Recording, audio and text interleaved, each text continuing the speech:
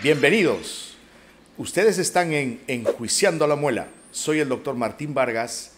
Este es un programa dirigido a la comunidad, buscando siempre su bienestar y salud, especialmente en la salud oral. Hoy tenemos un tema muy interesante y tiene que ver con la odontología para bebés.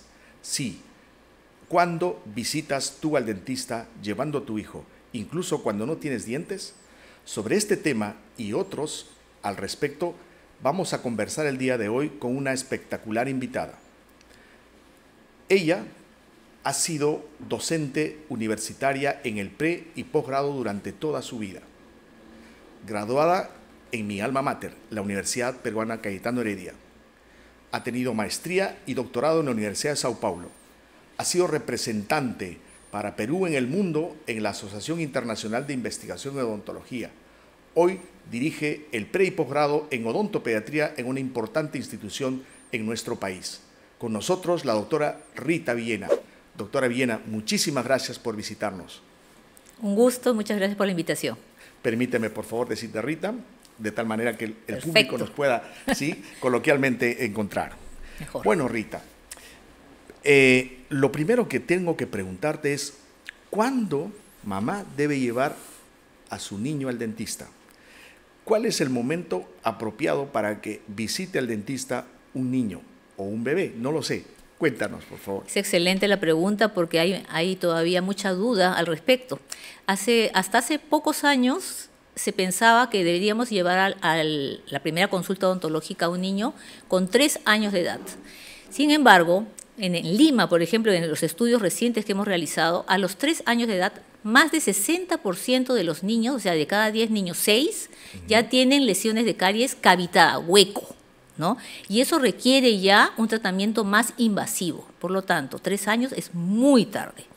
Hay un estudio mundial también que se publicó en el 2019, que incluyó datos de 72 países y mostró que durante el primer año de vida, 17% de los niños ya tienen lesiones de caries. En el caso del Perú es inclusive un poco más alto en los estudios que estamos haciendo ahora. Por lo tanto, un niño peruano, vamos a hablar de Perú específicamente, claro, ¿ya? Debería ir al odontopediatra. No debe pasar los 12 meses de vida, que es la recomendación mundial también, ¿no? La Asociación Americana de Pediatría ya está recomendando. Ahora, lo ideal sería inclusive antes de la erupción del primer diente. ¿Cuándo erupción del primer diente? En promedio a los 6 meses de vida. Entonces, la recomendación es que sea inclusive cuando el niño todavía no tiene dientes. ¿Por qué? ¿Qué cosa le voy a hacer yo a un niño si mi hijo no tiene dientes? Los papás me dicen, pero si no tiene dientes, ¿para qué lo voy a llevar al dentista, ¿no? Así es. Entonces, lo primero que debemos evaluar es el riesgo de caries de un niño. Entonces, debemos evaluar cuáles son los hábitos de higiene, cuáles son los hábitos de dieta. Si no tiene dientes, ¿debo lavarle los rodetes a mi bebito? No. Hoy en día ya no se recomienda más. Hasta hace poco tiempo también se recomendaba pasar una gasita con agua oxigenada, ya no se recomienda, ¿no? Entonces, pero cuando sale el primer dientecito, ya debemos comenzar a limpiar ese diente con un cepillito de cerdas más suaves, con uso ya, la recomendación mundial de la Organización Mundial de la Salud es uso de pasta de dientes que tenga mínimo 1000 partes por millón. Eso lo van a ver en la parte del tubito. Cuando compren el tubito, miren por la parte de atrás, si tiene 1000 ppm. Eso es lo que se está recomendando ahora, que tiene buena evidencia científica. Y la cantidad, eso sí, tiene que ser muy poquito. Es el tamaño de un arrocito. Es una ensuciadita del cepillo, porque el niño todavía no sabe escupir, ¿no? Y lo mínimo que se recomienda es 2 cepillados al día, mínimo. Con un cepillado vamos a tener, de todas maneras, algún problema de lesiones de caries. Con 2 he visto que se controla un poco. Pero aquí me gustaría enfatizar algo. La caries dental es una enfermedad crónica, no transmisible. Muchas veces se ha creído que era una enfermedad infecciosa y que la mamá le contagiaba. Exactamente, se hablaba del besito de la mamá. No, hoy en día se sabe que es una enfermedad no infecciosa, multifactorial, ¿ya? No transmisible. Lo que se transmite son los hábitos, ¿ya?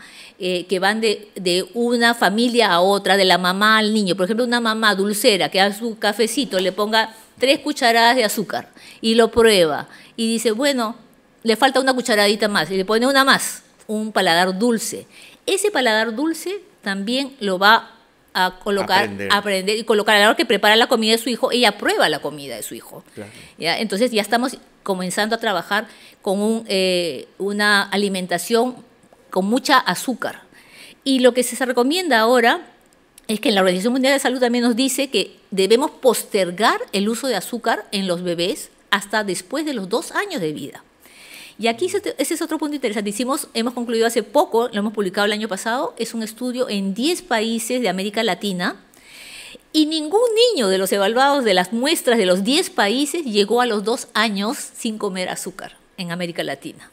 Nosotros tenemos muy arraigado eso del azúcar con la parte de cariño, ¿no? Sí, claro. Entonces muchas veces cuando vas a la casa de los abuelos y la mamá está cuidando que no coma azúcar, pero va a la casa de los abuelos con el amor que le tienen al nieto, le da un chupetín o un chocolate, o comienzan a introducir ya, y obviamente es prácticamente adictivo, el azúcar es delicioso. Y yo creo que el peor dulce es el caramelo, sobre todo en los niños, porque muerden, ellos no tienen paciencia de esperar que se desintegre el caramelo, sino ellos lo mastican.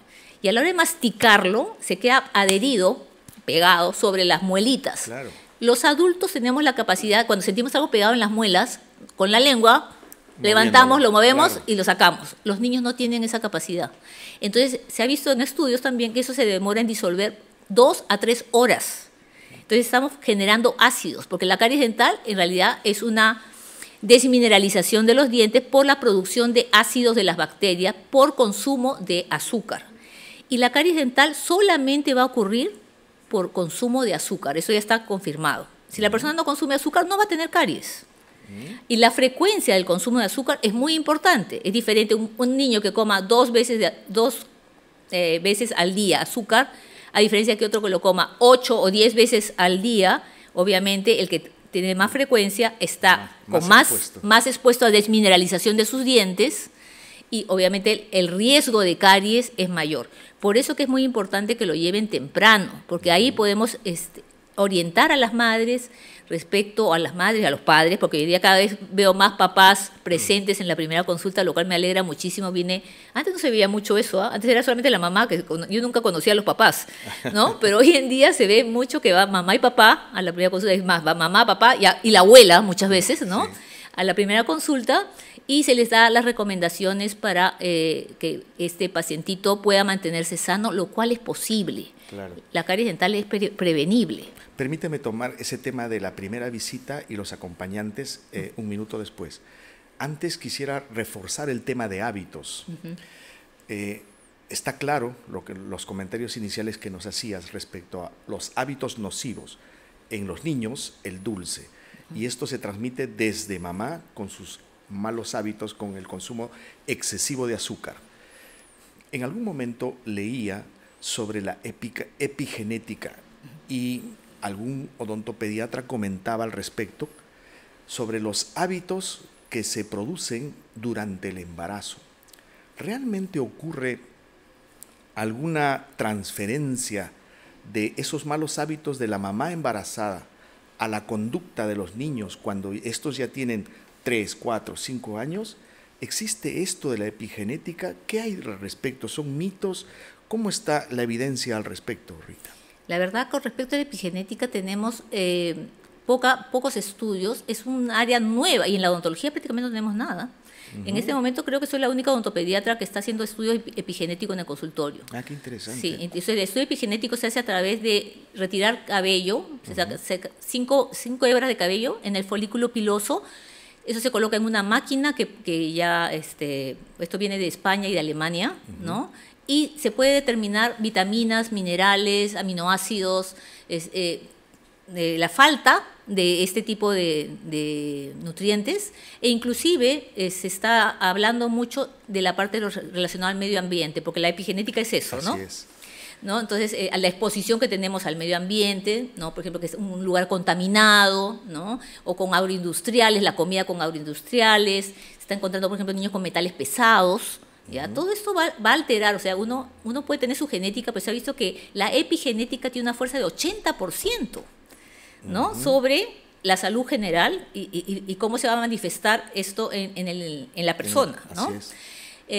Faltan estudios y aquí te comentaba al inicio antes de iniciar inclusive la conversación, presentación, que necesitamos más estudios respecto, por ejemplo, a qué se debe las alteraciones en esmalte. Están viniendo cada vez más niñitos con alteraciones, defectos en el esmalte. Y no sabemos bien todavía a qué se debe. Entonces, tal vez esta línea de investigación nos podría ayudar a poder desvelar un poquito la razón del por qué está habiendo una mayor prevalencia de estos defectos de esmalte, que genera que sea un diente más frágil, que se fractura, inclusive que los niños tienen sensibilidad, ¿no?, al frío. Parecería que tuviera caries. Muchas veces vienen las mamás diciendo, tiene caries, y no es caries. Es una alteración del esmalte que produce ese quiebre del esmalte y genera muchas veces cavidades, ¿no? Entonces, eso es importante estudiarlo más. Correcto. Entonces, no solamente hay caries en los dientes deciduos o primarios, también hay defectos del esmalte. ¿Cuáles son los más frecuentes? Además de la caries, ¿cuáles son esos defectos de esmalte más frecuentes?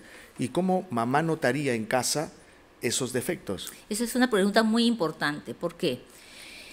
Los defectos de esmalte es una alteración del cambio de color en los dientes, pero hay una diferencia. Cuando los papás tienen que mirar, cuando el diente comienza a aparecer en la boca, está recién erupcionando el dientecito, y ustedes ven, los papás puedan ver una alteración de color en el diente que recién está saliendo, eso puede ser un defecto de esmalte, un diente recién salió. En cambio, la caries dental en estadio 1 también tiene un cambio de color, pero es diferente, sí, ¿no? En este caso, la caries dental a nivel del margen gingival, o sea, pegadito a la encía, sigue el formato inclusive medio redondeado, ¿no? Y se pone más blanquito. Si ustedes ven alteración, si los papás ven una alteración de un color más blanquecino alrededor, pegadito a la encía, y la encía muchas veces sangra un poco, está un poco inflamada, eso es caries, eso no es un defecto de esmalte.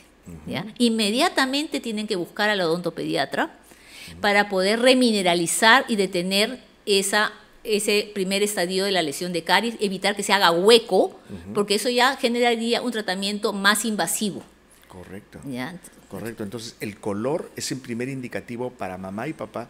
Y aquí hay algo que está aquí, vamos al dentista. Exacto. Bien, hablaste sobre tratamientos.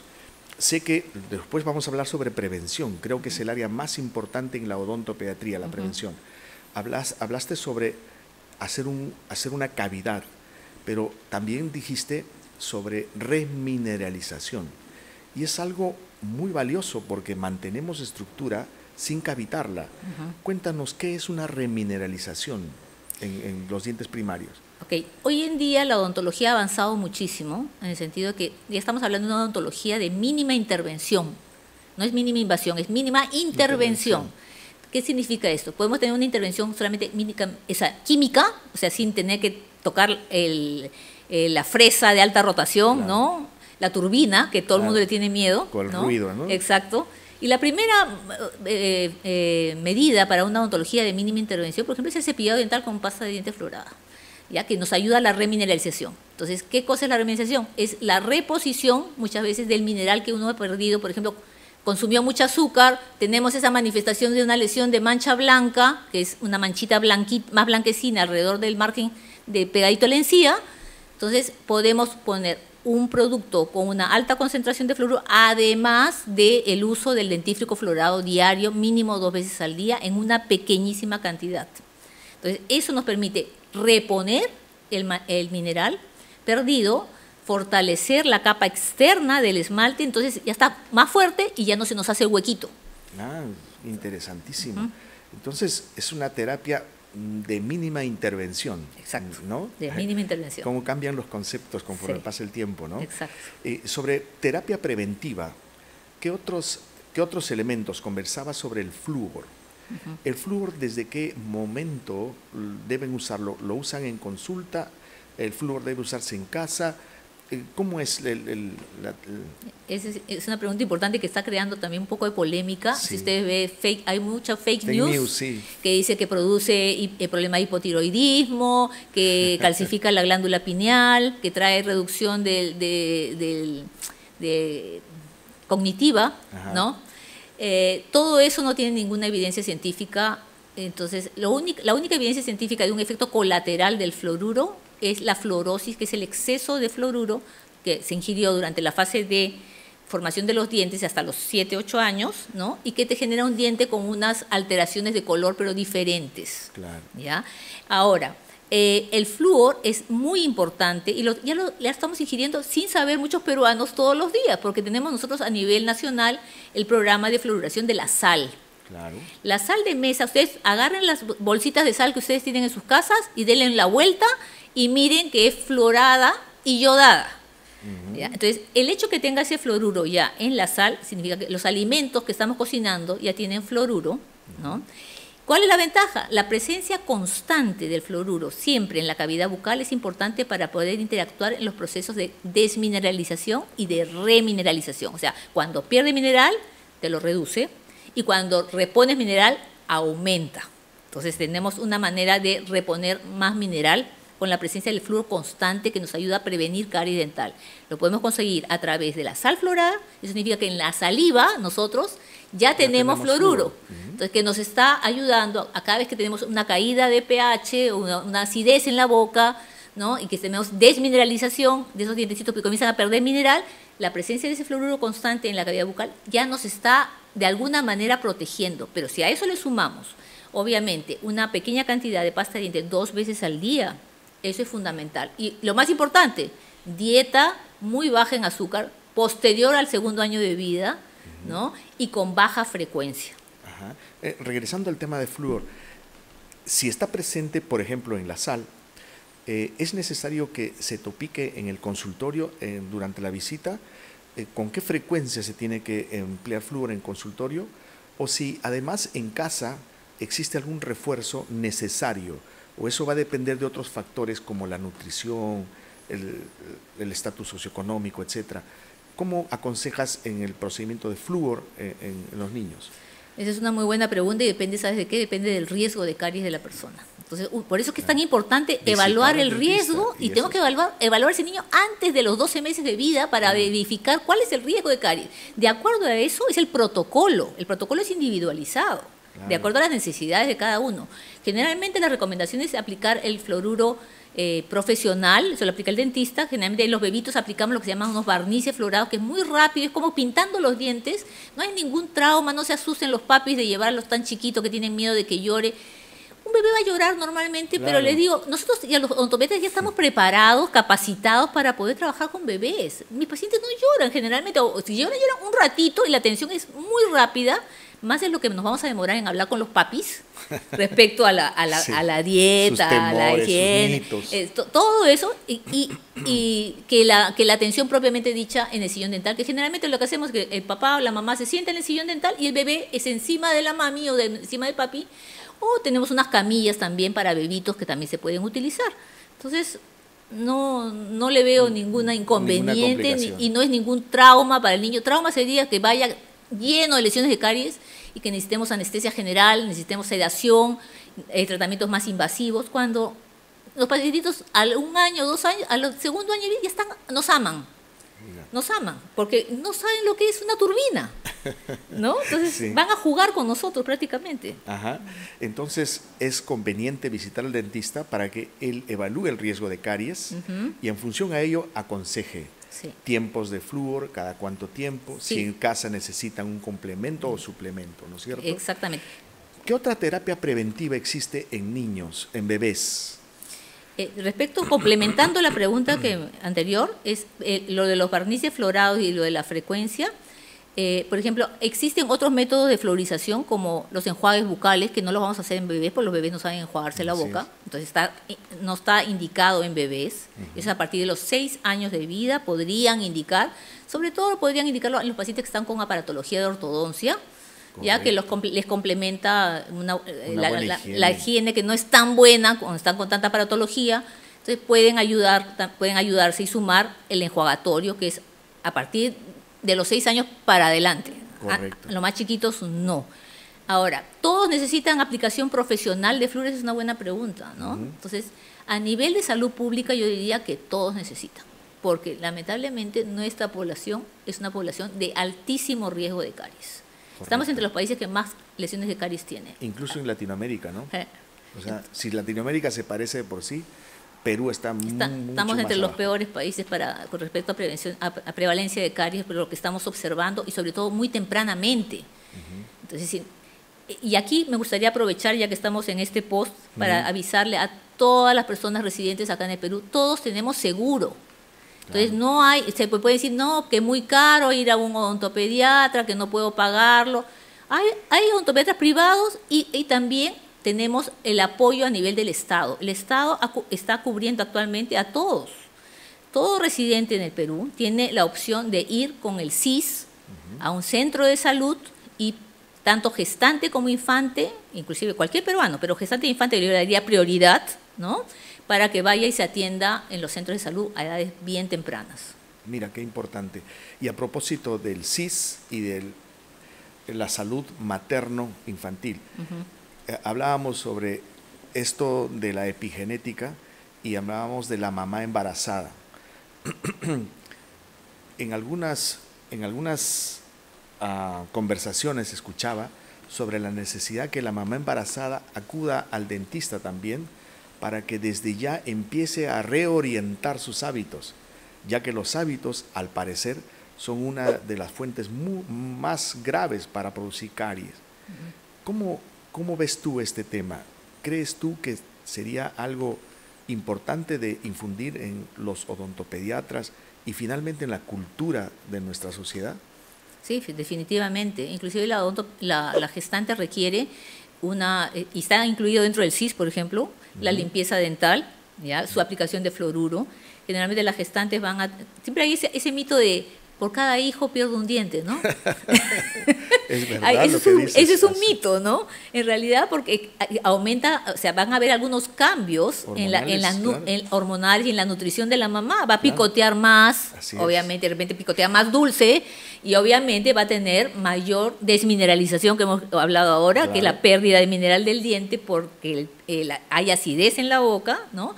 Entonces, necesitamos que la gestante sí vaya, y efectivamente lo que estás comentando, cambio de hábitos desde gestación, para que eso ya sepa que es parte del futuro que tiene que darle a su bebé, ¿no? Sería importante que en estas terapias de psicoprofilaxis incluyan a un odontopediatra, ¿no? Sí, y cuán importante que los odontólogos generales también sepan indicar la visita temprana al dentista, primero de la madre gestante y después del bebé, incluso cuando no tiene dientes. Exacto. Comentabas tú sobre cuando no tiene dientes, antes usábamos gasa para limpiar los rodetes.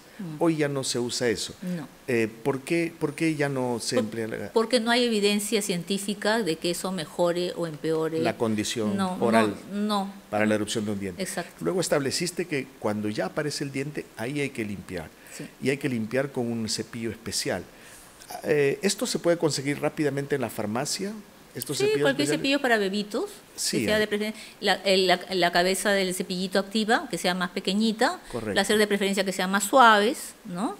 Y comenzar a cepillarle. Eso, el odontopediatra inclusive le va a explicar cómo cepillar. Hacerlo. Importante, antes que me olvide, un punto importantísimo es que a la hora de cepillado, inclusive, y siempre deben levantarle el labio superior cuando estén saliendo los dientecitos superiores, que es entre los 9 meses y un año, que levanten el labio superior, porque la primera manifestación de caries generalmente ocurre en los incisivos superiores. Ahí es donde está la primera manifestación, y en las muelitas. Son los lugares donde más lesiones de caries tenemos, ¿no? Entonces siempre levantarle el labio superior al bebé y observar los dientes a ver si hay cambios de coloración. Claro, claro.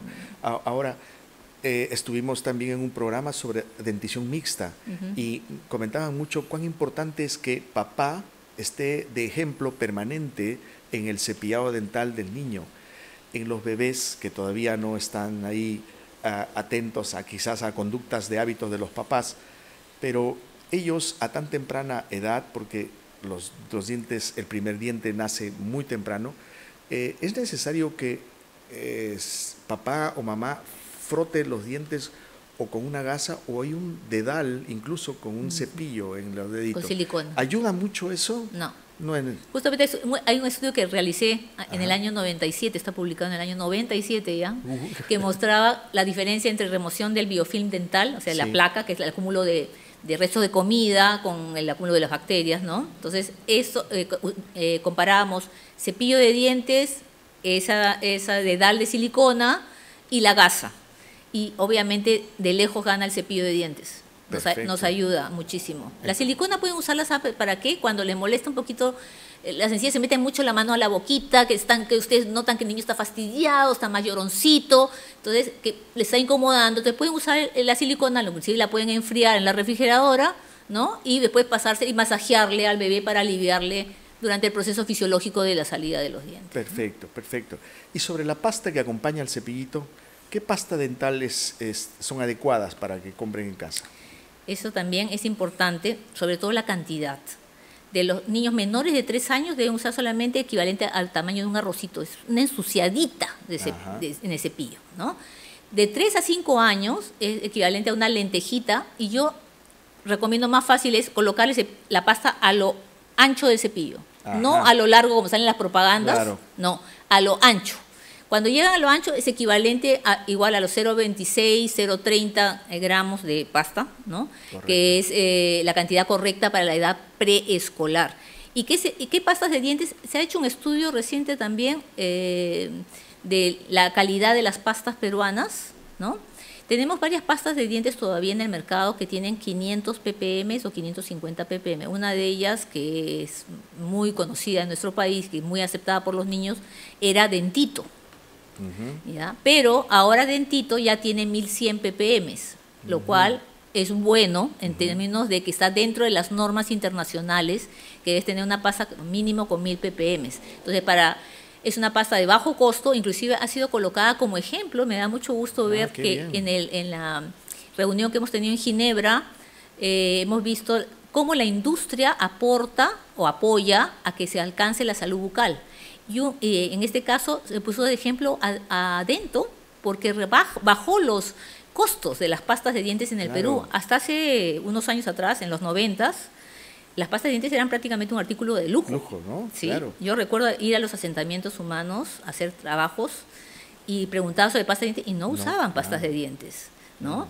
Y cuando comenzamos con la fabricación nacional, bajó, costaba aproximadamente entre 4 y 5 dólares, bajó a menos de $1 el tubo de pasta. Entonces, hoy en día cuesta entre $1.20 más o menos, que son los 4 soles 20 es lo que cuesta máximo las pastas de dientes. Y hay otras marcas ahora que son importadas, que también vienen en el formato de caja, ¿no? Porque en el caso de Oral-B, la Oral-B, por ejemplo, viene en el tubito plástico, es mucho más cara que en la que viene en cajita, ¿no? Entonces hay que ver eso de ahí. La calidad es muy buena. Correcto. Bien, entrando a otro tema que tiene que ver con los hábitos también, y es la succión del dedo. Cuando ya entran a una dentición mixta, se habla de que esto sigue contribuyendo a la malformación del maxilar y finalmente a la posición de los dientes. Esto en los bebés y el chupón, que consume mucho, ¿es un mito, es una realidad? ¿Qué hay sobre la succión de dedo y el chupón? No, sí, efectivamente sí va a tener, dependiendo del tiempo con que el niño succiona el dedo, la fuerza con que succione su dedito, en qué momento lo usa también. Por ejemplo, muchas veces le ponen también el chupón con un imperdible, claro. ¿No? El niño tiene chupón todo el día, ¿no? Entonces eso no se recomienda hacerlo. Ya, efectivamente va a tener un efecto en el desarrollo de los maxilares, va a alterar y puede generar malformaciones, maloclusiones, mejor dicho, tanto mordida abierta, que es acá, que sea un huequito acá, los dientes no cierran, sino se quedan abiertos, sí, ¿no?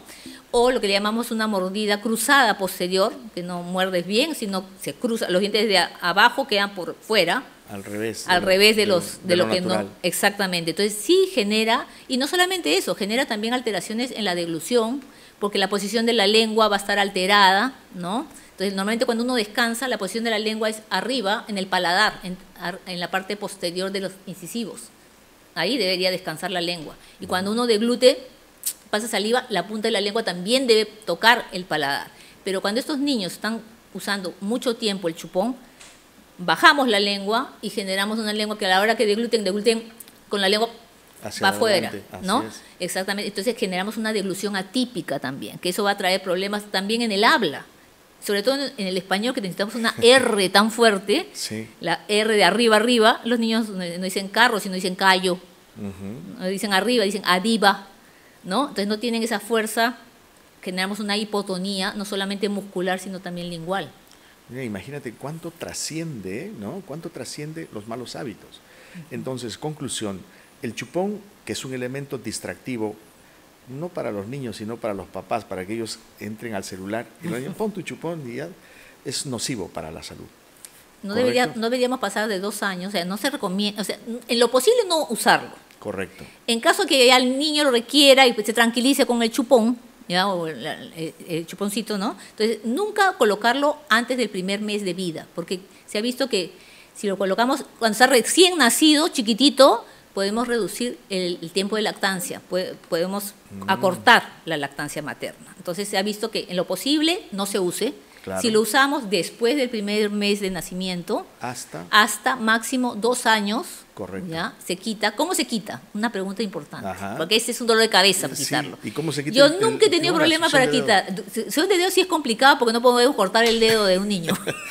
Las dos cosas. ¿Cómo Pero se- el chupón es muy fácil, ¿no? Yo en la propia consulta le tengo un cuento, les cuento, hay un cuento de cómo es que el niño crece y es un niño grande. Hay que enseñarle a los niños las ventajas, sobre todo cuando viene el segundo hermanito, ¿no? Porque hay Sí. mucho celo y quieren volver al chupón, ¿no? Así es. Entonces decirle, mira la ventaja, tú tienes una ropa más bonita, tú usas zapatos, tú sabes caminar, te vas conmigo al supermercado a hacer compras, el bebé se queda en la cuna aburrido, tú ves conmigo televisión, entonces tu hermanito no ve televisión, entonces hay un cuento, tengo yo en el consultorio un cuento y hay varios cuentos en el mercado que pueden buscarlos, pueden enseñarle la ventaja de ser niño grande, ¿no? Niño o niña grande. Y después de eso, hay unas imágenes en las cuales se ve que usan chupón, que se van a un kindergarten y nadie tiene chupón excepto ese niño, ¿no? Entonces dijo, no se ha dado cuenta que ya creció y que es niño grande. Entonces en ese momento de aprovecho le digo a la mamá, le digo al niño, ¿tú eres bebé o eres niño grande? Inmediatamente cuando vieron todas las ventajas de ser niño grande, te responde, soy niño grande. Ok, dile a la mamá que no se ha dado cuenta que ya eres niño grande, que ya no necesitas el chupón. Entonces el niñito voltea y le dice, mamá, soy niño grande, ¿no? Entonces la mamá, ay, hijito, ya creciste, sí, ya no necesito el chupón. Ok, ¿y qué hacemos? Ahí pinche con la mamá. Generalmente no tienen un chupón, tienen varios. Te dice, hoy día vas a llegar a la casa y le vas a hacer un cortecito a la tetina del chupón, ¿ya? Para que entre agua, es como un globo desinflado. Entonces el chiquito va a ponerse en la boca y inmediatamente no le gusta porque no Claro, regresa. No regresa. No regresa, entonces le da. Entonces yo le digo, como ya eres niño grande, ya no necesitas chupón. Y además tus chupones se van a poner viejos. Entonces le da ese chupón si es que quiere, porque muchas veces, la mayoría de veces, no quieren ya más el chupón en la casa.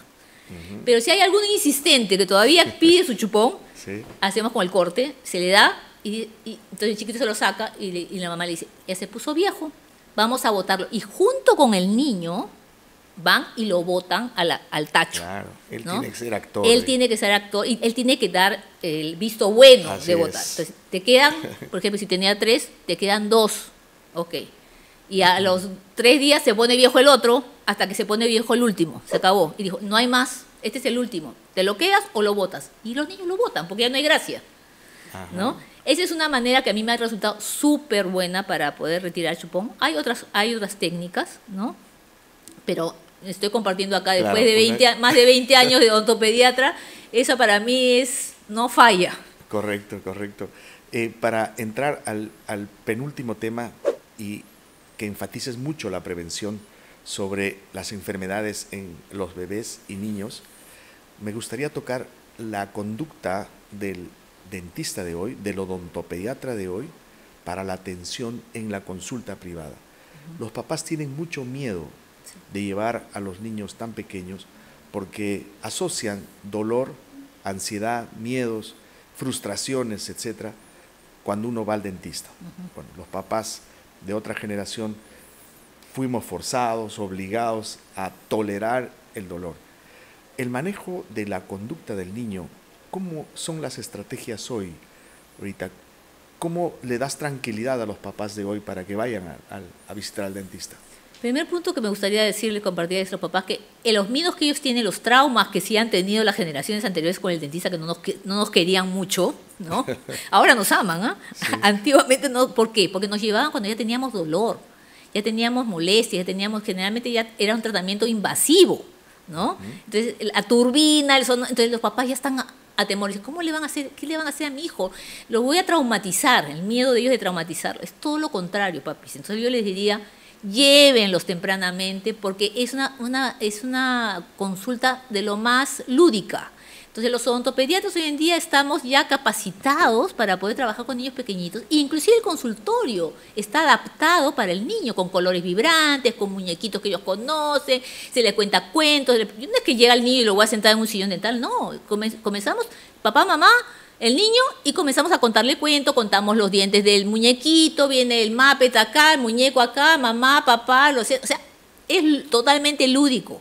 Y lo que nos demoramos en evaluar la boca de un bebé es 1 minuto, 2 minutos, ¿ya? ¿Puede llorar un poquito? Sí. ¿Se trauma? No. Yo les pregunto, cuando le cambian el pañal también lloran, ¿no es cierto? Sí. ¿Se trauma por cambiar el pañal? Claro. Y le van a cambiar el pañal. Entonces, ¿por qué no le van a lavar los dientes o por qué no van a llevarlo al dentista? Ajá. El llorar es una parte de la comunicación del niño que no me gusta lo que estoy haciendo, pero no significa que estoy traumatizado. Claro. Tanto así que cuando terminamos la consulta, el niño se queda jugando con los juguetitos que hay alrededor. Cuando uno está traumatizado, no se queda en el lugar, sales corriendo. ¿No? Eso no ocurre. ¿Ya? Entonces, ya estamos preparados los odontopediatras para eso. Sí, por eso es muy importante calmar más a los papás que a los niños, ¿no? Exactamente. Son los que se llenan más de ansiedad, sí. Incluso para la ortodoncia también, ¿no? Exacto. Quieren que los dientes estén perfectos a los 6 años de edad, ¿no? Sí. En la época del patito feo, entre comillas. Tus consejos finales sobre prevención, en general, prevención en el diente primario y también, ¿por qué no?, en la dentición mixta, porque son áreas de tu desarrollo profesional.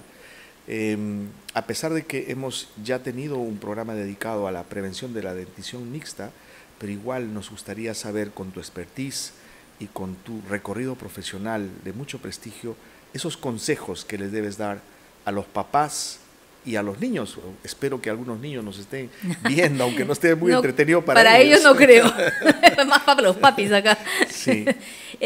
Bueno, para prevención de los niños, número 1, comenzar antes del primer año de vida, de todas maneras. Ahora, existe en la actualidad mucha preocupación y se está trabajando muchísimo para el trabajo, para poder tener lo que le llaman el workforce, que es el equipo de trabajo en salud. Entonces, en el cual tenemos que tener al pediatra, porque muchas veces pueden decir, ya doctora, yo estoy de acuerdo con la odontología para bebés, pero nadie me lleva a su hijito con 1 año al consultorio, ¿no? Entonces, en términos de prevención, tiene que llevarlo antes del primer año de todas maneras. Ideal es cuando sale el primer diente, pero no debe pasar los 12 meses sin haber pasado por el consultorio odontológico, de preferencia con el odontopediatra, y si no, como lo había comentado, en cualquier centro de salud que está incluido, todo residente peruano, a pasar en su centro de salud a ser atendido por el CIS. Entonces, hay que evaluar riesgo de caries, aplicar fluoruros, uso de dentífrico fluorado con 1000 ppm en pequeña cantidad y mínimo 2 veces al día. Los padres deben supervisar y cepillarle los dientes al bebé, aplicar el fluoruro una sola vez, no que mi hijito quiere más, le pongo más, no. La pasta de dientes la maneja solo el adulto, no deben colocarlo 2 veces, ¿no? Y lo más importante es dieta. Correcto. Consumo de azúcar. Si no hay azúcar, no hay caries dental.